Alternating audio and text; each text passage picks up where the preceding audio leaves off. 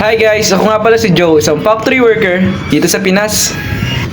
Kung napapansin nyo nga pala guys, nandyan na ako sa kantin. Hindi na ako masyado nagbibideo kasi alam nyo naman, di ba, paulit-ulit naman yung vlog natin. Ayun naman yung routine natin and panggabi pa nga pala ako nyan. So ayan, pauwi na ako agad.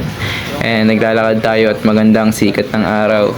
Preskong presko, walang bagyo. Pero alam nyo ba guys, nakaraan, itong last na gabi lang. Parang lumindol, sobrang lakas. Naramdaman namin kahit nasa office ako.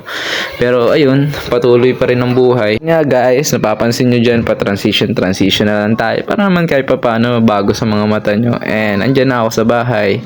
Kakabukas nga lang pala ni Aling Isang yan kung napapansin nyo. Maaga nagigising yan and siya na yung nag-open at nag-display. So, syempre, bago pumasok, syempre may pa-sweet naman muna by kiss. Pero sa totoong buhay guys, malambing talaga ako kay Aling Isang. Hindi naman pwedeng mawala yan kasi alam niyo naman si Aling Isang is introvert and kailangan natin supportan siya sa araw-araw. Kahit pagod ako, kahit galing ako ng trabaho, kahit paano tumutulong ako sa kanya. Kasi hindi talaga guys ganun kadali pag nasa bahay ka lang.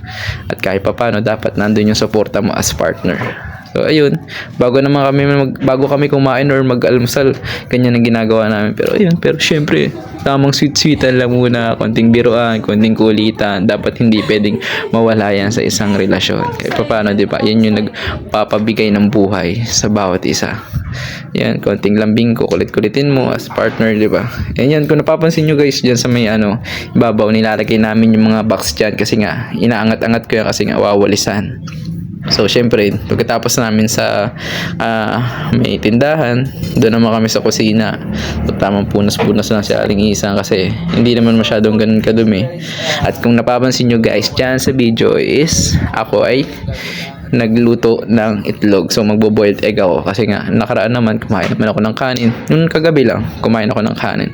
So, ngayon, nagbabawi ako para naman kahit paano mabukasan yung aking timbang at nakakatulong din talaga ang egg. So, syempre, nandito na kami sa kwarto. Huwag nyo lang pansinin yung nasa sampayan. Talagang hindi pa yun, So, alam nyo ba guys, yung lamesang yan is apakatagal na yan. Umabot na siguro yan ng 4 years sa amin. Kasi, hindi yan nagkakalayo na sumasabay yan sa relasyon namin ni Aling Isang. Hindi namin yan binebenta, hindi namin yan tinatapon kasi. Isa yan sa mga naging memories namin noong nagsisimula pa lang kami ni Aling Isang. Kasi yung lamesang yan is napakahalaga sa amin. At kumbaga kung napapansin nyo, yung lamesang yan is yan pa yung ginagamit namin noong nandun pa kami sa side ng mother niya. Siguro soon napapamigay rin namin to, pero sa ngayon hindi muna namin ibibigay kasi may sentimental value kasi sa amin to. Pero soon kaya na namin pamigay to. Sira-sira na rin kasi pero pwede pa namang mapakinabangan. So yun lang.